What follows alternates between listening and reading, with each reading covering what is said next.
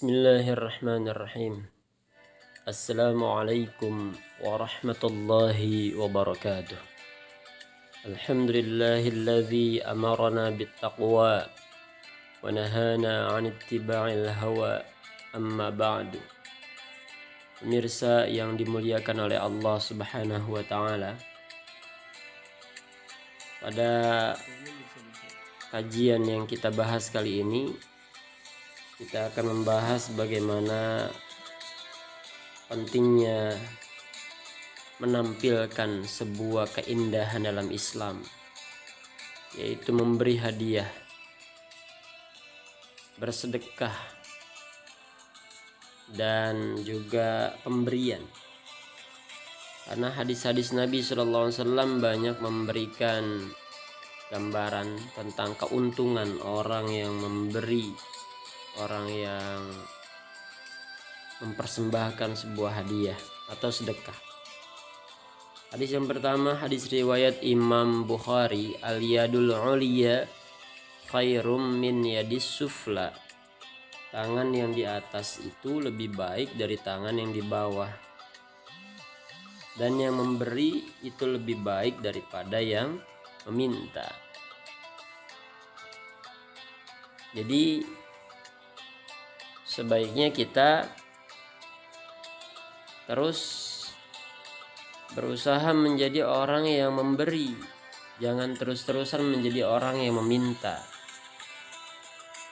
Karena meminta itu adalah suatu hal yang kondisi darurat.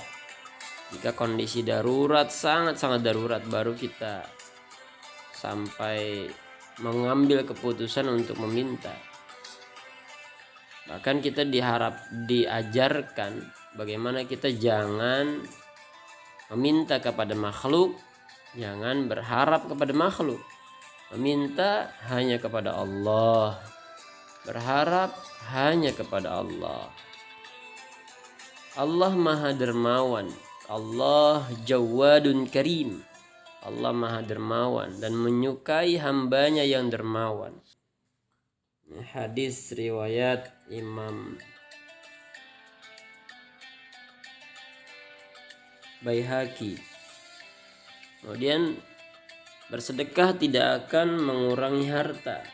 Allah berjanji akan mengganti harta yang telah disedekahkan. Ini ada dalam Al-Quran, dalam hadis Nabi, riwayat Imam Tabrani dan Imam Baihaqi.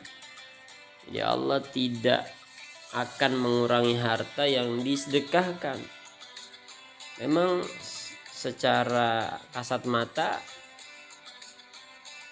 terlihatnya kurang, tapi sebenarnya Allah lipat gandakan. Yudha'ifu liman yasha. Allah bisa melipat gandakan ad'afam mudha'afah, dengan lipat ganda yang berlipat-lipat, bahkan sampai bighairi hisab, tanpa batas, unlimited. Itulah hebatnya Allah Subhanahu wa taala. Bagaimana kita sedekah ini harus kita pandang dengan pandangan iman. Harus kita pandang dengan pandangan yakin. Kita menerima dari sinyal iman. Kalau dengan sinyal logika, wah nggak bakalan nyambung, karena secara hitungan matematika ya diambil ya berkurang. Tapi ini harus dengan matematika iman, justru dilipat gandakan oleh Allah Subhanahu wa taala. Minimal lipat gandakan menjadi 700. Masalul ladzina yunfiquna amwalahum fi sabilillah. Perumpamaan orang yang menginfakkan hartanya di jalan Allah. Kamatsali habbatin, seperti sebuah biji, ambatat sab'a sanabila, yang akan tumbuh menjadi 7 sanabil, jadi 7 batang. Fi kulli sumbulatin mi'atu habbah, di setiap batangnya ada 100 biji. Jadi Satu biji dilipat gandakan menjadi 700 biji. Itu minimal itu. Kemudian bersedekah itu menghapuskan dosa. Bersedekah mencegah bala musibah. Hadis riwayat Imam Tabrani dan Baihaqi. As-sadaqatu tadfa'ul bala.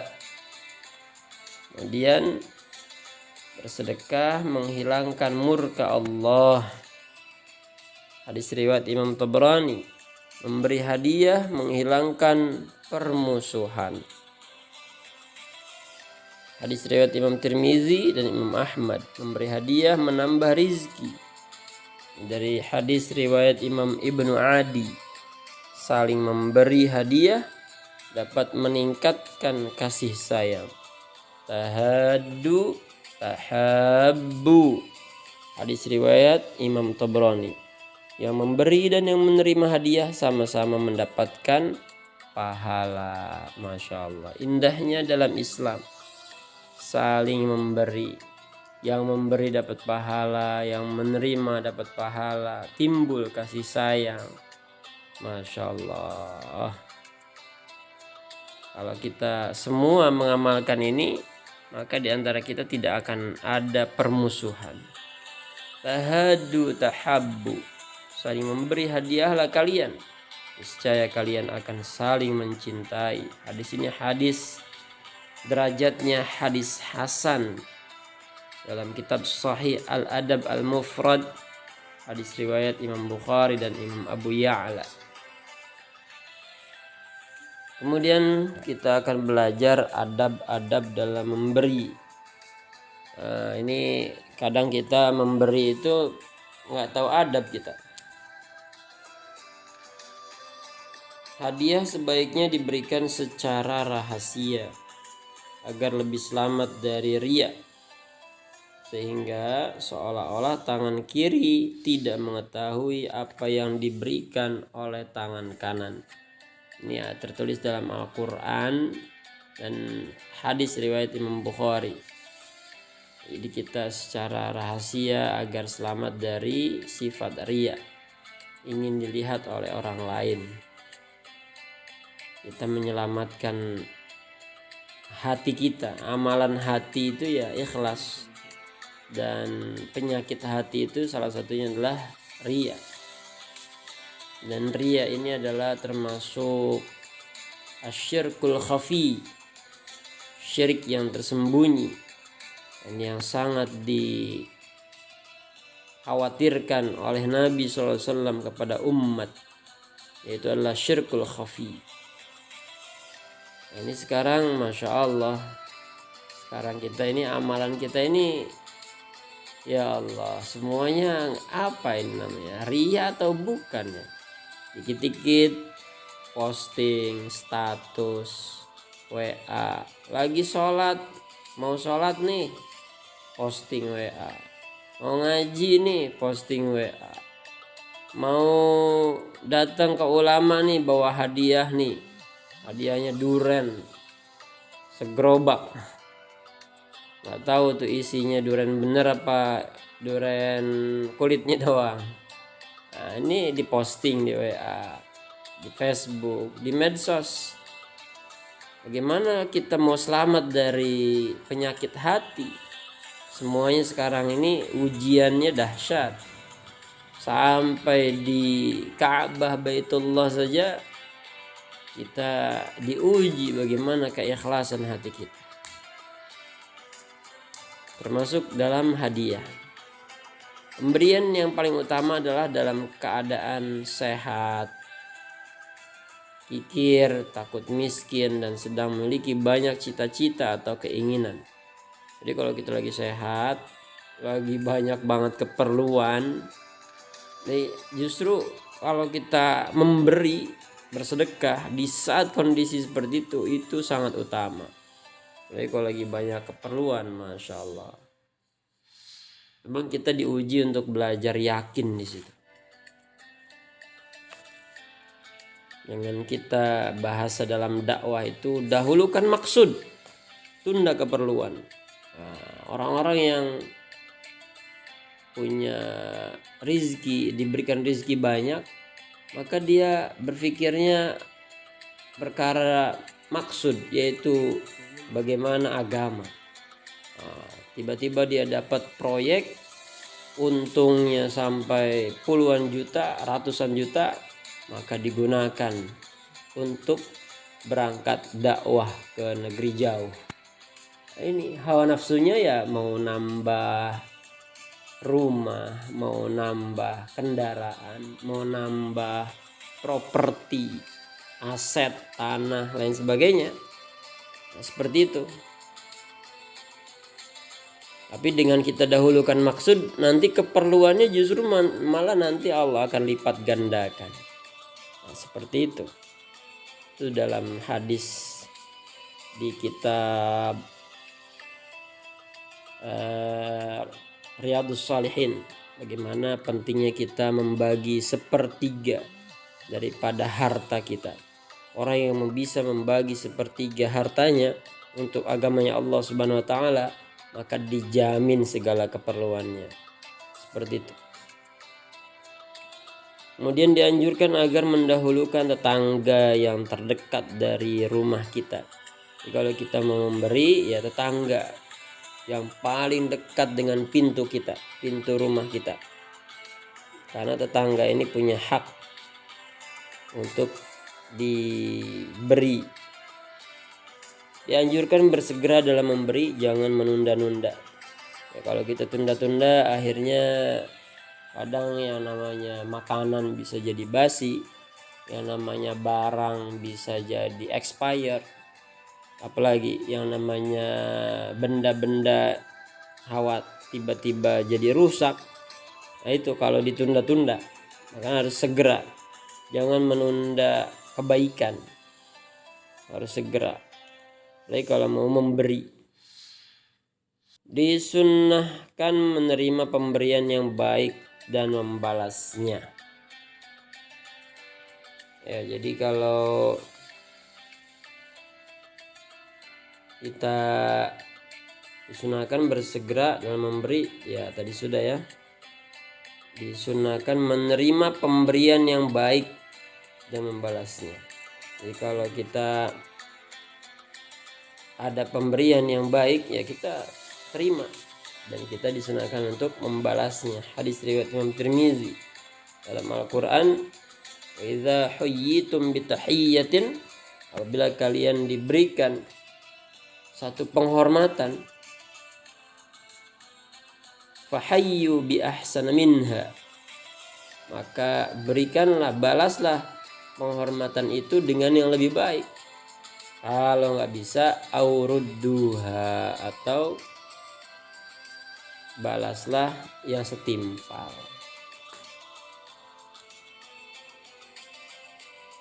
Kemudian hendaklah memberi sesuai dengan kemampuan. Jika tidak mampu memberi, perbanyaklah amal soleh, karena itu pun terhitung sedekah. Ya, kita memberikan hadiah, sedekah, jangan sampai sampai ngutang-ngutang lah gitu. Kemampuan kita, lihat kemampuan kita. Kalaupun ngutang itu pun kita bisa mampu, saya walaupun ngutang saya akan bisa bayar, nah itu masih mending. Jangan sampai kita memberi ngutang-ngutang, akhirnya kita malah terlilit hutang, jadi masalah baru akhirnya.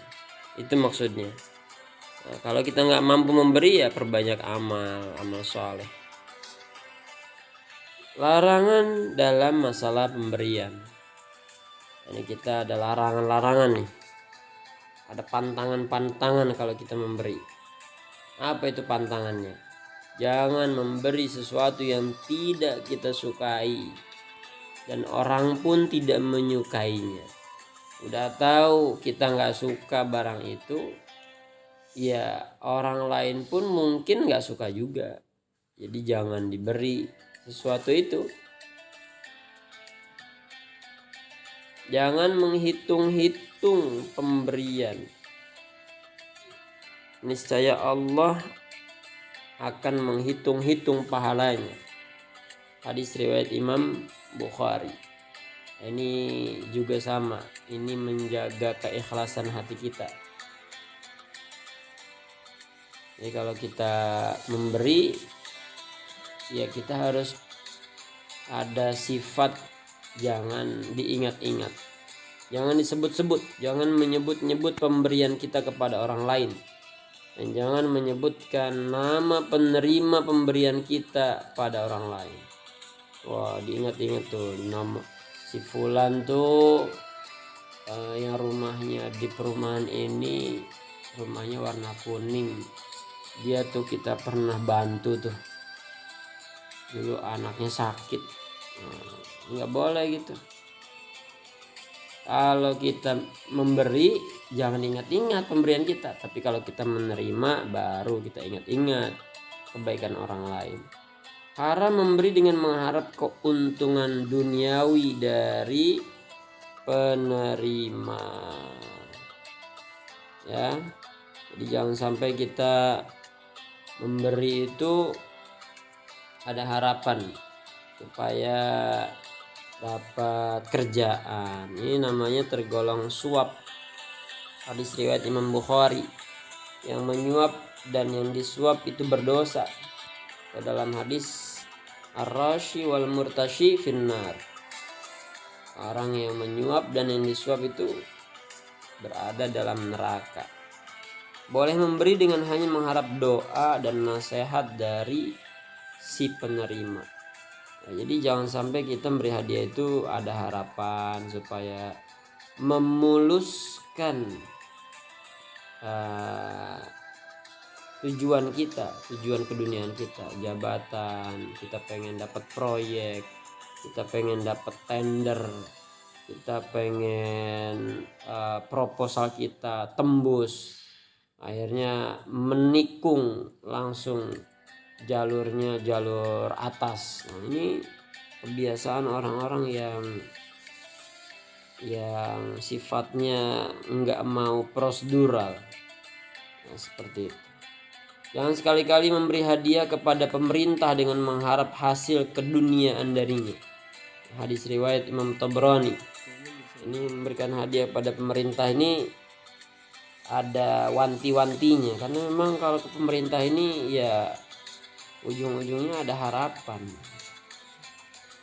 pada hasil keduniaan.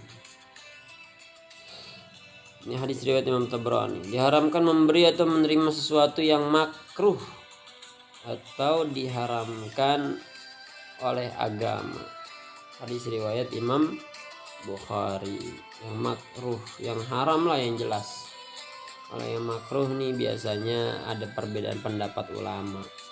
Yang haram ada yang jelas. Yang jelas itu ya misalnya ya babi, anjing, kita dikasih sup daging babi, ini nggak usah diterima. Diharamkan memberi, bahkan memberi aja nggak boleh, menerima juga. Dilarang menarik kembali pemberian yang telah diberikan kepada seseorang.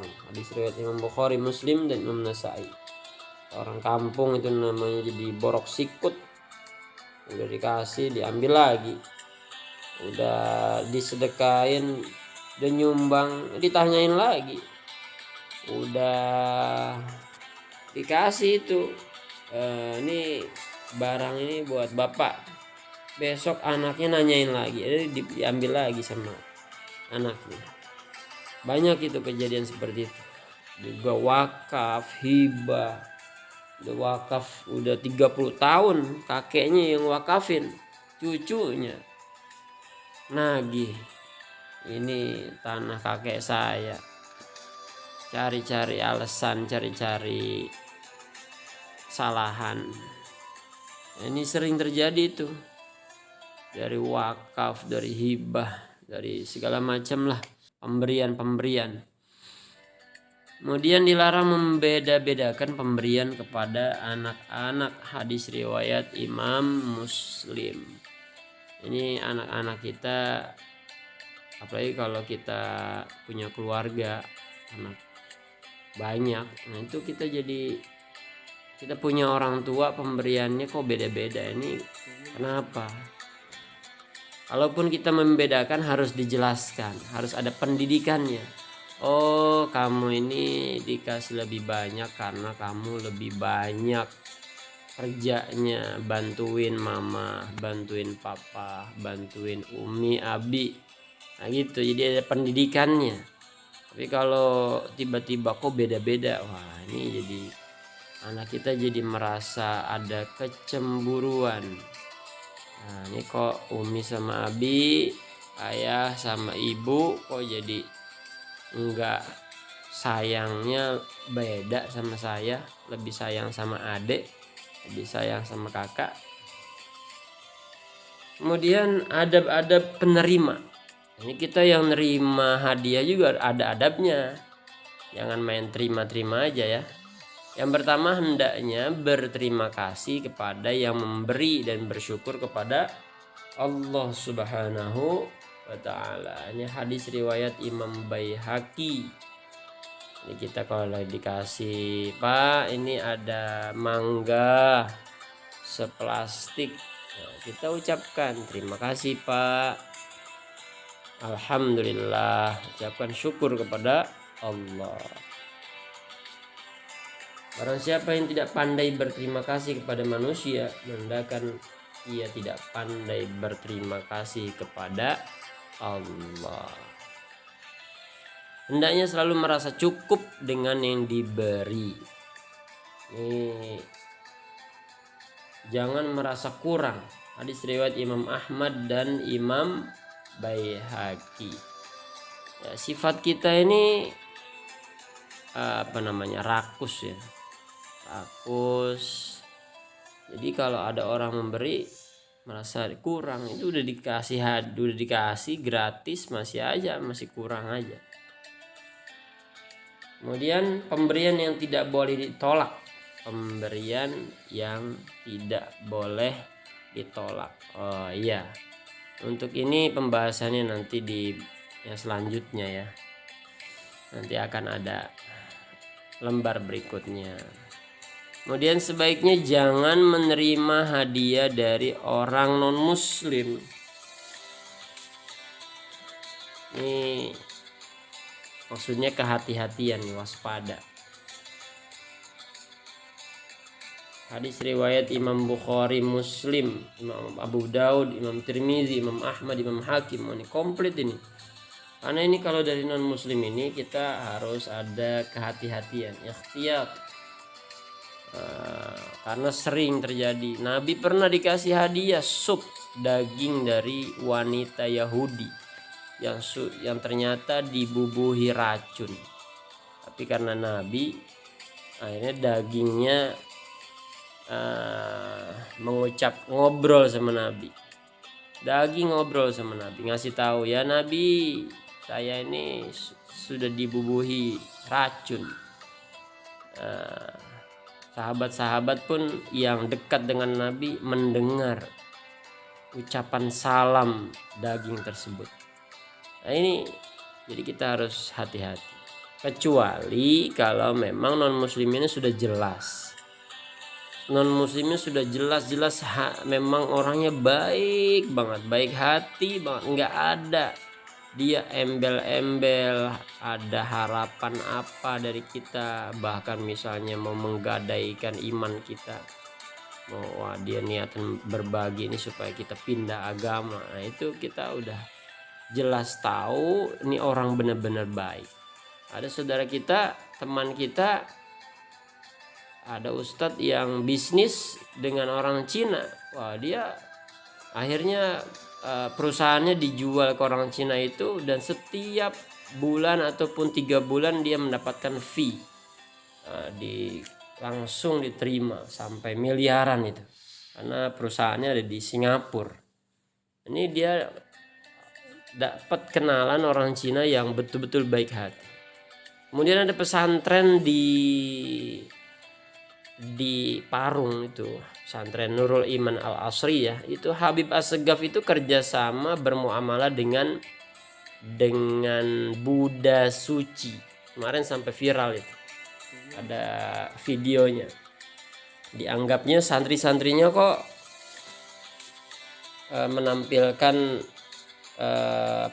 gerakan-gerakan Buddha.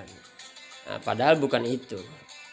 Jadi memang nggak ada istilahnya saling yang non muslim ini, orang Buddha ini benar-benar baik gitu.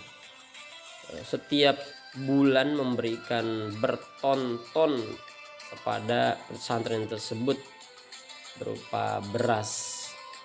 Nah, ini tapi tetap kita harus hati-hati karena banyak non muslim ini yang akhirnya di belakang hari dia membuat kita celaka. Makanya kita harus hati-hati. Pemerintah harus berhati-hati dalam menerima pemberian, karena kebanyakan hadiah pada pemerintah adalah bermaksud suap. Ya, jadi kalau kita menerima hadiah dari pemerintah atau kebanyakan hadiah kepada pemerintah adalah bermaksud suap. Jadi kita harus hati-hati kalau kita mau memberi hadiah kepada pemerintah. Jangan kita terkena penyakit hati sedang menyuap pemerintah, ada harapan-harapan keduniaan atau memberi hadiah kepada pemerintah. Orang yang melihat pemberian seseorang pada yang lainnya, ia berhak mendapatkan pemberian yang sama. Contoh, si Alif memberi coklat kepada si Badru. Nah, waktu ngasihnya itu kelihatan sama si Cecep, maka si Cecep juga berhak tuh mendapatkan coklat itu karena dia ngeliat. Inilah Islam ini menjaga perasaan orang. Jadi hadis riwayat Imam Tabrani dan Hakim, orang yang melihat pemberian seseorang kepada yang lainnya, ia berhak mendapatkan pemberian yang sama. Kalau bahasa di masyarakat ini upah denger. Nah, udah dengar, lihat, apalagi ngelihat. Nah, maka kita harus jaga perasaan orang yang melihat itu. Kemudian yang selanjutnya, hendaknya sunnah menerima pemberian yang tidak diminta. Jadi kalaupun kita nggak minta, ada orang yang memberi, ya kita terima. Kalaupun itu pemberiannya itu baik. Dan hendaknya mengingat pemberian seseorang bahwa ia sudah berbuat baik pada kita. Jadi kalau ada orang pernah berbuat baik sama kita, kita ingat-ingat, ya Allah, 10 tahun gak ketemu-temu sama bapak itu. Akhirnya ketemu, pas ketemu, ya Allah Pak, saya masih ingat kebaikan bapak. Dulu bapak itu pernah ngasih uang buat saya karena saya waktu itu lagi kehabisan bensin. Nah, itu kita ingat-ingat, dan orang yang diingat kebaikannya akan senang. Masya Allah, ternyata saya masih diingat. Masya Allah. Ya teman-teman ya, para pemirsa yang dimuliakan oleh Allah Subhanahu wa taala. Selanjutnya yang tadi sempat disebut, ini adalah pemberian yang tidak boleh ditolak. Jadi kalau kita ada yang memberi, jangan ditolak. Apa itu? Yang pertama, susu. Karena susu adalah minuman kesukaan Nabi SAW. Kemudian minyak wangi. Kita jangan menolak apabila diberi minyak wangi. Ketika kita di masjid, pengajian, ada minyak wangi disiapkan di situ, kita pakai. Karena malaikat senang dengan minyak wangi. Bantal. Jadi kalau kita jadi tuan rumah, kalau ada tamu, sebaiknya kita siapkan bantal buat tamu-tamu. Nah, dan tamunya jangan menolak, memang sudah disiapkan. Kemudian perak. Nah, perak ini dulu itu uang, mata uang itu adalah dari perak dan emas. Kemudian petunjuk jalan. Nah, jangan ditolak kalau ada petunjuk jalan. yang memang dari orang yang benar, orang yang dapat dipercaya. Dan ada peluang memerdekakan hamba. Nah, zaman dulu ada hamba, sekarang alhamdulillah sudah tidak ada. Nah, ini pemberian yang tidak boleh ditolak. Maka untuk itu kita harus ingat-ingat bahwasanya man lam yashkurin nasa lam yashkurillah. Barang siapa yang tidak berterima kasih kepada manusia, maka ia tidak bersyukur kepada Allah Subhanahu wa ta'ala. Semoga kita dijadikan oleh Allah, hatinya dilembutkan oleh Allah menjadi hati yang dermawan, mau berbagi, memberi hadiah, sedekah untuk manusia. Dan orang yang menerima hadiah pun semoga Allah pilih nanti bukan hanya bisa menerima, tapi juga di kemudian hari bisa berbagi juga. Amin ya rabbal alamin. Itulah hakikat orang kaya. Orang kaya itu bukan orang yang punya harta banyak, tapi orang kaya adalah orang yang selalu siap untuk berbagi walaupun hartanya sedikit. Semoga Allah Subhanahu wa taala, Allah kayakan hati kita dan Allah kayakan harta kita sehingga kita bisa menggunakan harta kita untuk perjuangan agamanya Allah Subhanahu wa taala. Subhanakallahumma wa bihamdika asyhadu an la ilaha illa anta astaghfiruka wa atubu ilaik. Assalamualaikum warahmatullahi wabarakatuh.